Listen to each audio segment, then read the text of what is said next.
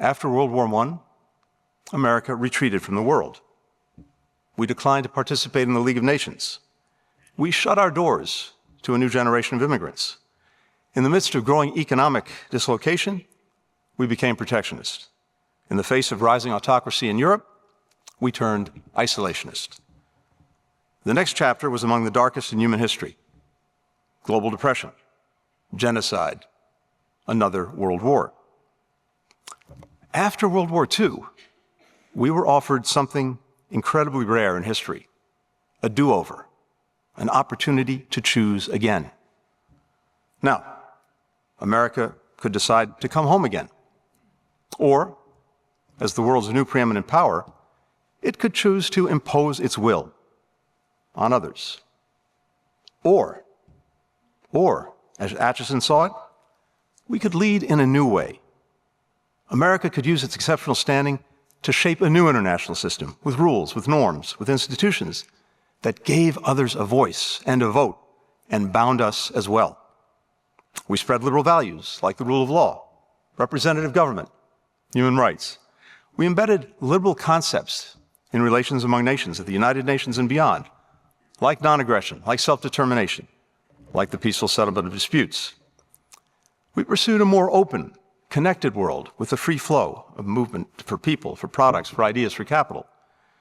We funded the recovery of countries devastated by war, including, of course, our erstwhile enemies, Germany and Japan. We fostered the international financial institutions to help stabilize the global economy and to help give developing countries a hand up. We founded with NATO a new form of collective security, where we pledged that an attack on our allies would be considered an attack on us as well.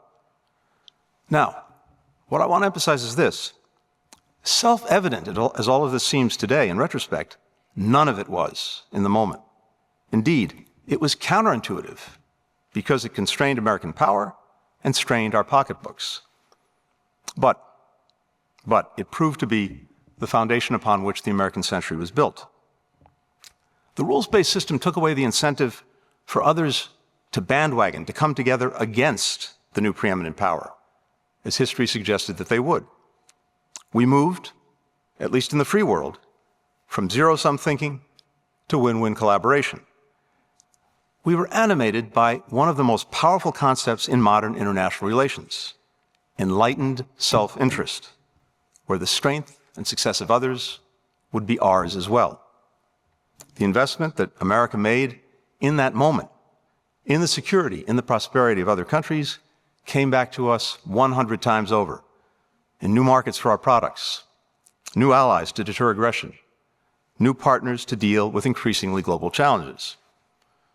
Now, of course, there was a gap between our post-war ideals and reality, and that persisted, and in some places that gap became a chasm. Colonialism and apartheid endured for decades more. The struggle against communism led us to excess in Southeast Asia and Latin America. Civil wars and proxy conflicts proliferated. Inconsistency in our dealings with dictators could be seen as hypocrisy. But we got the big picture right. We averted another world war. We ended the Cold War peacefully.